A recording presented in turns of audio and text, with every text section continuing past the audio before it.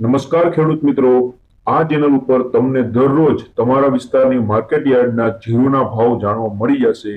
દરરોજ વિડીયો મળતો રહે એટલા માટે ચેનલને સબસ્ક્રાઇબ કરી લ્યો। હવે આપણે જોઈ લઈએ જીરુના ભાવ।